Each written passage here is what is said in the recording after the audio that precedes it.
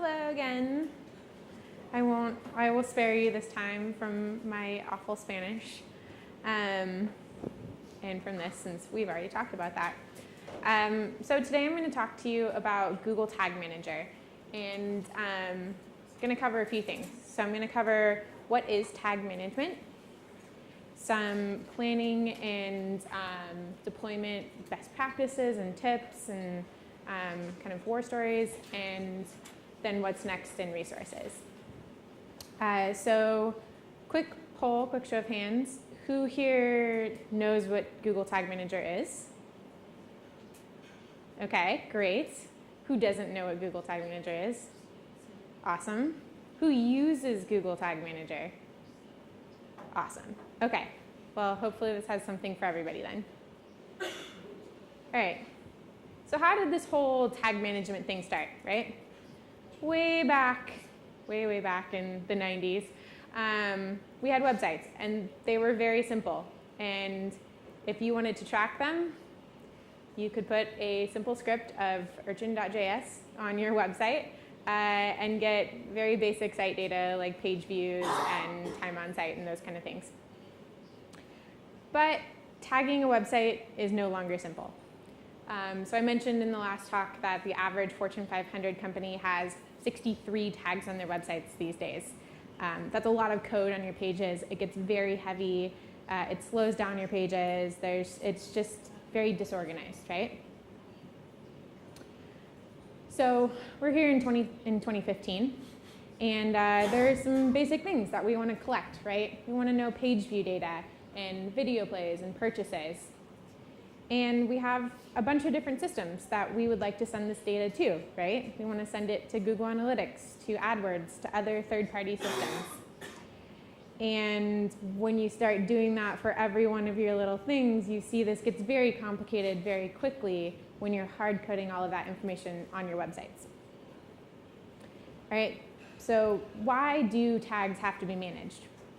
Well, large websites have a lot of them. 63 on average, 15 to 20 for a lot of websites. And there's a lot of different types of common tags, right? You have your analytics tags, your attribution modeling, conversion tracking, remarketing, social, the list goes on. I'm sure you guys all have a lot of different tags on your websites. So eConsultancy did a poll, and they asked people, what's the deal with tag management? Is it easy, is it not? And overwhelmingly, people said, no, it's not easy.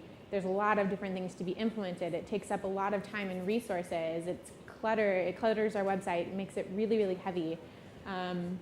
Overall, it sounds like tagging is just a big pain for a lot of people.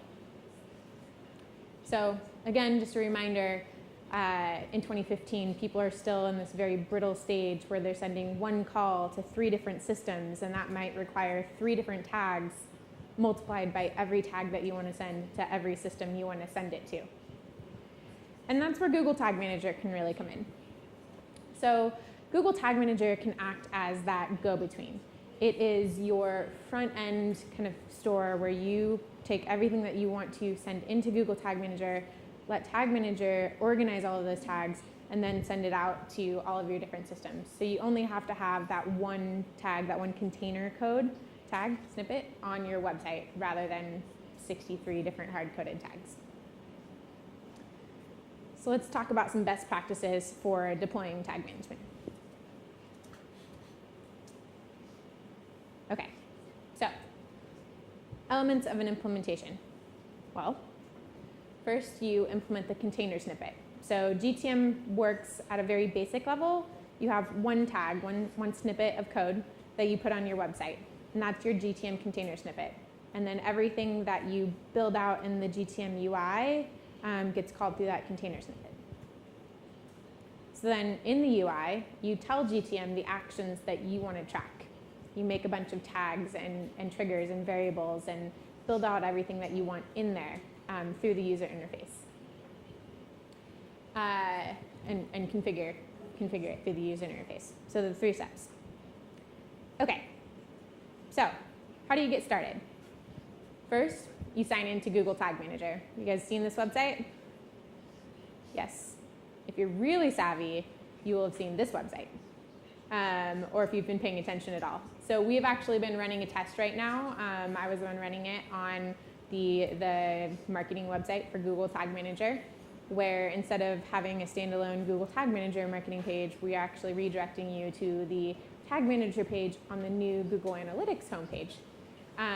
Did pretty well. So today, actually, we are pushing this new page live to 100% of Google Tag Manager traffic. So you will never see this one again. Bye-bye. Okay, so once you've signed in, then you want to create an account. Pretty simple. Sorry about that. Not sure what happened. Right. Pretty simple. You hit create new account. You add in just a couple things. You put in what you're going to name the account, and then you set up a container, and you name the container. And once you hit OK and continue, it gives you that snippet. So that one snippet is the thing that you're going to go ahead and implement on your website. Once you have that there, you're rolling with Google Tag Manager. You're ready to go. And then you get dropped into the user interface. So this is the V2 version of Google Tag Manager. Everybody should be using this version now. If you still have V1, I'm not sure how that's possible. Come see me after. But over the course of the last several months, or really the last year, we've been moving people over to this new user interface for tag management. And I think in June or so, we pushed everybody live to 100% seeing the new V2 user interface. So some people missed the version 1. I personally don't. I think this one is much more user-friendly and intuitive for what you're looking for. Okay, so there are 3 basic things to understand when it comes to tag management. First, you have your tags. That's the JavaScript code that is being sent out to the page calls. Then you have your triggers. In V1, these were actually called rules. So if you're familiar with that terminology, rules are now triggers. And this is basically, it tells Tag Manager when to fire those tags. And then you have your variables. In V1, these were macros. So macros are now variables. And these are basically all of the extra little pieces of information that you want to collect and send to Google Analytics as a custom dimension, or use in Google Tag Manager as a data layer variable to be able to, customize your tags and trigger them at specific points based on specific pieces of information that you're capturing. Okay, so once you've got the 3 basic parts down, then you got to understand that Tag Manager is based on a template, right? So we have a lot of different tag templates built into Google Tag Manager, and we're adding more all the time. So one of the very exciting things that we actually announced at our Google Analytics Summit back in June was that we opened up a tag, basically a tag template program for vendors. So now if you guys work with any particular vendor and they don't have a tag with us, you can ask them to go ahead and go through the program and create a tag. They can create that tag, submit it to us, we'll review it, and hopefully then add it to our library of tags that are available. But originally we had things like a Google Analytics tag, an AdWords tag, a double-click tag. Recently we've added a lot more. We added a crazy egg tag for heat mapping. We added a Google Consumer Surveys tag for easily launching surveys on your website. Lots of new things coming all the time. And that's just kind of a screenshot of what the basic Google Analytics tag looks like. Pretty simple in the UI. All right, so tags, let's move on to variables. So in the new UI, you have to actually enable a lot of the variables that you want to use. So out of the box, when you go brand new account, brand new container, and you look at the variables page, this is what you're going to see. And you can see that only a few of these things have checkboxes. So if you are building out tags and rules and variables in Tag Manager and you don't see something that you like, I would recommend coming back to this built-in variables page and clicking more checkboxes.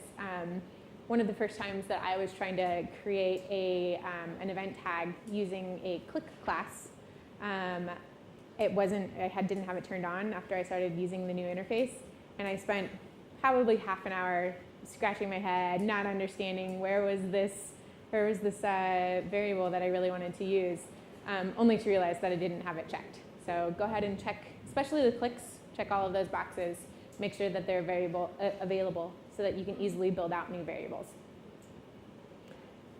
Okay, so that was built-in variables. But what really makes Tag Manager even more powerful is the user-defined variables. And these are things that, as the name would imply, you get to define yourself. So there are a few that I would recommend as absolute musts in terms of best practices. And the first one is this. This is a constant string variable for your GA property. So you guys hopefully are familiar with Google Analytics, and you know that you have a property ID, and that is kind of what you put on your website or in Tag Manager to let them to send that data to a specific place in Google Analytics, right? So that might look like UA-12345-1. So when you're building out a lot of tags in Tag Manager, your UA property numbers are probably not going to be so nice. They're not going to be 1, 2, 3, 4, 5. It's going to be like 8, 0, 5, 9, 15, blah, blah, blah, lots of numbers. A lot of opportunity for you to copy and paste that wrong or enter it wrong, and you don't want to have one tag right and 5 tags wrong and not collect all of your data, right? Nor do you want to have to keep re-entering that number. So instead, you can create a constant string variable where basically all you do is, you can call it whatever you want. I recommend calling it GA property. You choose the variable type as constant, and you just enter your value. It's a static value in there, and save it. You can then use that when you're configuring all of your tags. Where it says tracking ID, instead of actually putting in UA-12345, you just select the variable for GA property. What's really great about this is, let's say you have a website that you've built out, I don't know, 15 different tags for, and you've done a lot of work on this implementation, you're very proud of it. And then for some reason you decide that you're going to sunset those old properties and you're going to send data to a new property. Maybe you have a new campaign or new management. They just want to see everything fresh and clean. Instead of having to go into every tag and updating that UA property manually, so you don't have to go into 15 tags, you go into the one variable, update it in the one variable, click save. It's now updated across every single one of your tags that are using that constant string variable. So very simple tip, but probably one of my favorite best practices for Google Tag Manager. So similar to that, a couple of other really key constant string variables that you can and should create. So if you do cross-domain tracking, does anybody here do cross-domain tracking? No? You have multiple websites that you're trying to track together? See a couple nods. Generally, it's kind of a painful setup, or traditionally it has been a very painful setup. Tag Manager aims to make that much easier. So you can create a couple of constant string variables. The first being GA domains, and that's really simple. You just set it to auto, always. And then GA cross domains, and that's where you will actually enter all of the different domains that you want to track together in the same property. And you just enter them a.com, comma separated, b.com, comma separated, and the next one. And you create that variable. And then it's 3 easy steps to set up cross-domain tracking. So the first step is that in your GA page view tag, you'll set allow linker to true, and then you'll add in the cookie domain and set that to GA domain. And then the next step, a little further down under cross-domain tracking in your analytics page view tag, you'll go ahead and set auto link domains to that GA cross domains variable that you just created, and then you preview, debug, and you're set to go. So again, very similar to the GA property constant string variable. If your domains change or you need to update that list, all you have to do is go into the constant string variable and update it there. You don't have to deal with a lot of code on your pages and making sure that you've updated that on every page of your website to push across to multiple domains. So a really good and scalable way of doing cross-domain tracking. All right, custom HTML. So who here can tell me what is different about this picture than what you may have seen 2 months ago? Nobody. All right, super exciting for the really nerdy people in the room, myself included. We implemented CodeMirror recently in July, I believe, which took the custom HTML editor from being basically just a block where you put in text and didn't know if it was right or wrong, to being an actual HTML editor that used color and syntax to let you know if what you were putting in there was correct and was going to actually work. So that's super exciting. But what's also good to note here is that if there isn't a tag template that you're looking for, you can basically create your own with a custom HTML tag. There's also a custom JavaScript, variable as well, tag. All right, so you can fire tags on any page of your website. So you can create a trigger to say the page URL contains home.html. That's my rule for firing my tag. All right, then what about the data layer? Okay, so a bunch of people raised their hand and said that they use a data layer, or sorry, that they use GTM. Who here using GTM uses the data layer? I see 2 brave hands. Awesome. So the data layer is a really, really powerful way to take GTM to the next level. So in this example, we are using the data layer to call page type and visitor type. And we're going to say that the page type is landing page and the visitor type is registered. I'm going to take these pieces of information that I'm collecting in the data layer, and I'm going to make some data layer variables with these. So you go into your variables, you select a new user-defined variable, and select that as a data layer variable. And then you basically just say, hey, I'm going to use visitor type, that variable that I'm sending in the data layer on my page, and page type. Cool. What do you do with those? Well, you can then use those as firing rules. So you could say, only fire this tag on this page if you see that the page type is landing page and the visitor type is registered. So pretty cool information that you're collecting from the page real time that you're then using to fire tags as you go along. So pretty powerful. What about events? Do we do event tracking? Yes? No? Old school event tracking where it's like gaq.push and you have all of these event strings. Newer school event tracking where you're using universal analytics to do it, but you're still hard coding each one of those elements. So events are basically any like action on the page that you want to track, such as a button click, such as an add to cart or an outbound link. And it gives you much more visibility into how people are actually interacting with your websites, what they're doing on there versus just a page view. So this is my personal blog. And I wanted to put event tracking on the continue reading button, which actually used to say read more, but I'm running a test on the website right now. So this screenshot shows you a test variation. So I want to know how many people are clicking on this button, and I want to track it with event tracking. So I could use universal analytics to send an event like this. That would work, no problem. But that would also require me to know how to code and know where to go into the template, because it's a WordPress blog, and figure that out. And I can code a little bit, but I'm not that technical, and this is not something that I would really enjoy doing. However, I am nerdy enough to like Google Tag Manager. So if you inspect the element on that link, you'll actually see that it has a click class of more tag. So remember earlier when I said I was looking for that click class ID so that I could build out that variable and I couldn't find it? That was when I was doing this.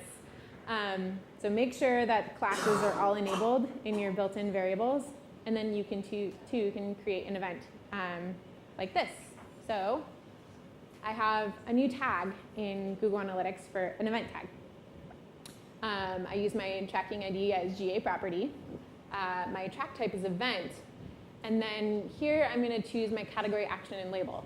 So before, if I hard-coded it, I had to hard-code what the category, action, and label were in the code on the page.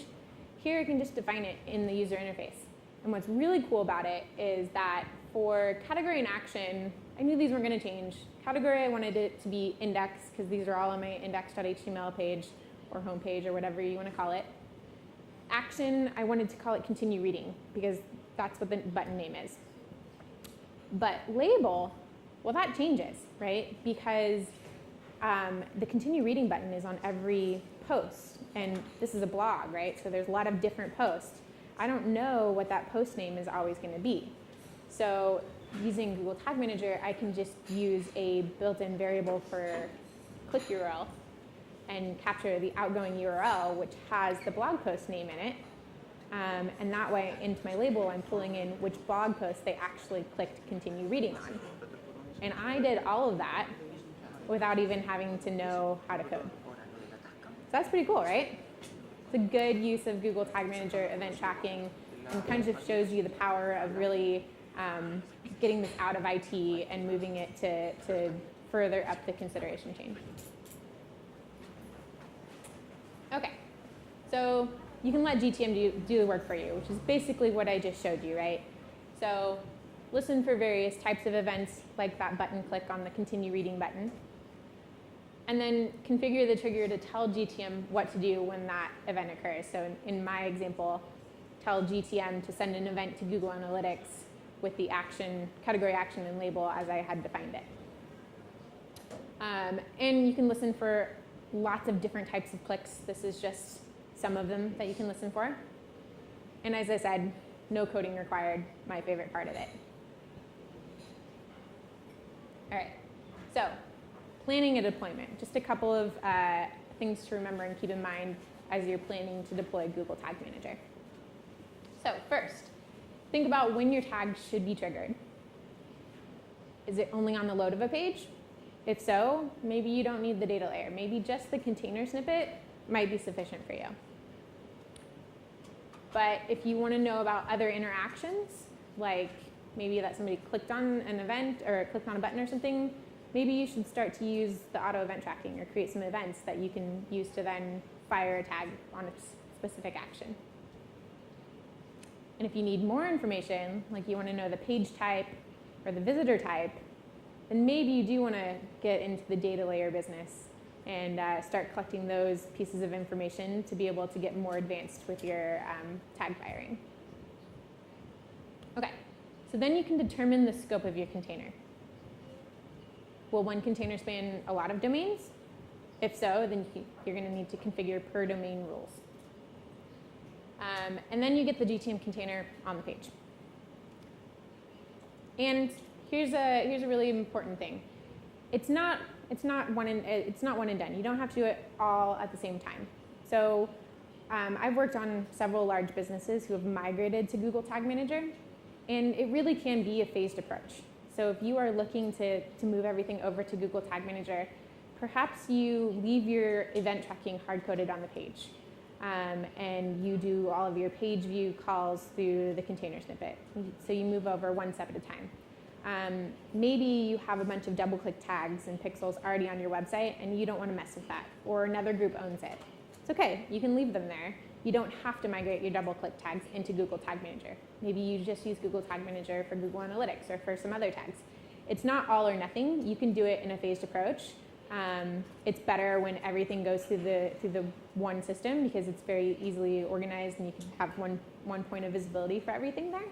But it's important to note that this can be over time or just pieces of what you're trying to do. All right, so a few best practices to kind of sum all of this up. Use the tag templates. They're great. They're already set up for you to easily do. It tells you where to put your tracking ID, the type of things that you're looking for. All the settings are basically there for you. So use the tag templates whenever you can. And if you can't, that's when you go to custom HTML. Each tag is separate and settings must be consistent. So if you have a page view tag and an event tag and various other tags, each one needs to be sending to the same property ID or different things. Otherwise, you're not going to have all of that data coming into the same place. So that's where those constant string variables are really powerful. So one really good trick is to start with your page view tag.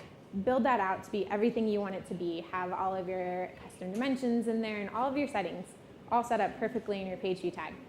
Then make a copy of it and start to edit your tags from there. That way you don't have to go back and update each tag every time you make a change. You're already making changes to your perfect copy of a tag.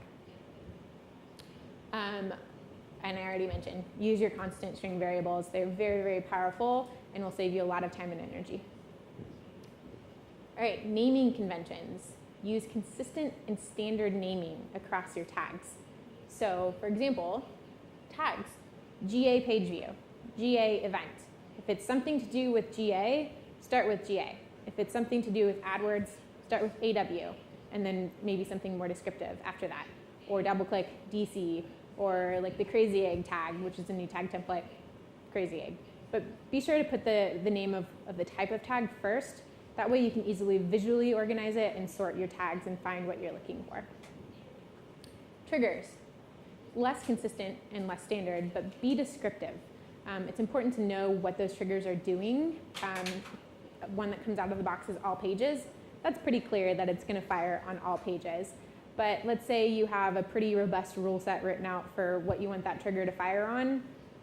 Make it descriptive in the name so that anybody looking at it will understand that it's for that specific button click on the one page of your website, right? And then variables. These are just my naming conventions that I use, but I recommend either using these or finding your own. But I like to go, again, similarly, GA and then property, GA domains. If it was something else that I was captioning, I would start with the different first couple letters. And then finally, account structure. So we recommend one account per company and one container per site. But those also, are flexible depending on your use cases. This is just the standards. Okay. One last thing, you can manage the security of your tags. It's really important when you start getting a lot of people who are in Tag Manager. So you might only want some users with less technical expertise or who maybe are not looking at the bigger picture to only be able to create and edit tags but not publish them live. And other users can have publish access, and that lets them kind of change the whole site and push those changes live. So you can manage who has access to what.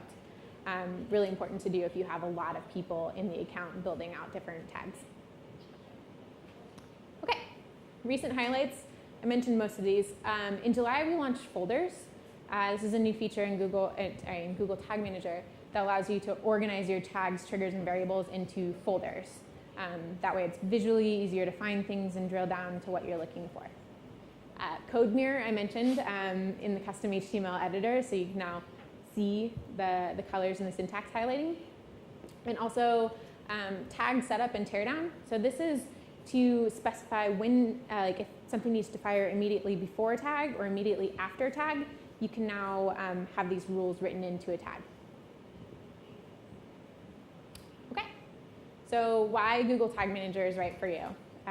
There's a lot of words on this page right here, but basically it's user friendly. I mentioned I don't do a lot of hardcore coding, but I can certainly put up event tagging for my website, and I think that's one of the greatest assets of Google Tag Manager. It's easy to test it, to publish everything to a preview test mode and debug it before you publish it live. You have enterprise features such as the various management levels for edit and view and publish. It's mobile ready. We have GTM for mobile apps. And it does play well with others. So it doesn't just work with Google Tags and Google Tools. You can also send data to a lot of different third-party tools. And like I mentioned, that tag template vendor program is growing, and that list will just continue to get longer and longer. And then finally, trigger driven. So you can specify how tags are firing based on the different rules and things that you want to set up. Has anybody seen the solutions guide? It's on the Analytics Help Center and on the Google Tag Manager Help Center. So this is an 11-article series. I actually wrote it. It's a practitioner kind of based view of using Google Tag Manager for Google Analytics. And a lot of the best practices that I walked through today, such as event tracking and constant string variables and cross-domain tracking, are articles in the solutions guide. So if you go to support.google.com/analytics or /tag manager, it's in that overview there. And then finally, has anybody taken the Google Tag Manager's fundamental course on Analytics Academy? Yes, I was the instructor for that. It's a great course, not just because I taught it, but it really walks through kind of start to finish understanding a very fundamental level of what Google Tag Manager is, what it can do for a business, how you set up tags, and how you set up a tag management system, all the way through to more complicated things like setting up dynamic remarketing. So really good course. You can just kind of pick and choose the chapters that you want to see and watch if there are specific topics that you're interested in. And a bunch of resources. So the Solutions Guide and the Analytics Academy that I mentioned are there, as well as the Help Center, the developer documentation, and the product form. So that's it. Thank you very much.